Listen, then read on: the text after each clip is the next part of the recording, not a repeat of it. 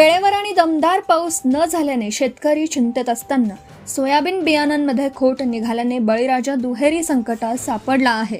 जिल्ह्यात यंदा पावसाच्या तुलनेत सोयाबीन बियाणं न उगवल्याच्या तक्रारींचा पाऊस पडला आहे. जिल्ह्यात आतापर्यंत सरासरी 192.1 मिमी पाऊस झाला आहे, तर बियाणांच्या 429 तक्रारी दाखल झाल्या आहेत. विशेषतः सर्वाधिक आक्षेप महाबीजच्या बियाणांवर आहेत. पावसाळ्यातील 2 महिने उलटत आले असतानाही जिल्ह्यात दमदार पाऊस नाही. आतापर्यंत सरासरी 316 मिमी पाऊस अपेक्षित असताना केवळ 192.1 मिमी पावसाची नोंद झाली आहे. जिल्ह्यात खरीपाचे 5,86,099 हेक्टर आहे.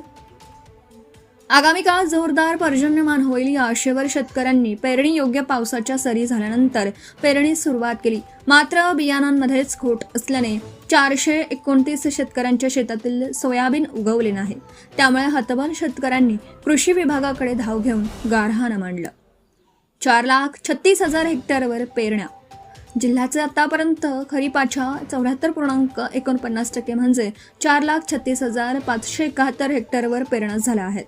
यात सर्वाधिक पेरा सोयाबीनचा 3,74,818 हेक्टरवर असून तुरीची लागवड 49,326 हेक्टरवर झाली आहे. गतवर्षीच्या तुलनेत यंदा तक्रारींची संख्या दुप्पट. गेल्या वर्षी वेळेवर पाऊस झाल्याने खरीपाच्या पेरण्यातही लवकर झाल्या होत्या. दरम्यान बियाणे न उगवल्याच्या जवळपास 200 तक्रारी कृषी विभागाकडे आल्या होत्या.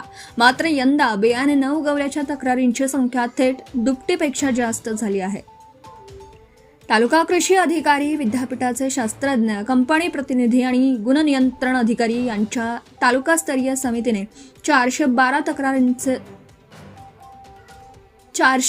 तक्रारदारींचे पंचनामे पूर्ण केले आहेत. बियाणे सदोष असणं, जमिनीत कमी ओल असणं आदी कारणांमुळे सोयाबीन उगवले नसल्याचं समितीचं म्हणणं आहे. हा अहवाल पुण्याच्या कृषी आयुक्तांकडे पाठवण्यात आला आहे, असं जिल्हा गुणनियंत्रण अधिकारी संतोष लाळगे यांनी सांगितलं. Subscribe now and press the bell icon. Never miss an update.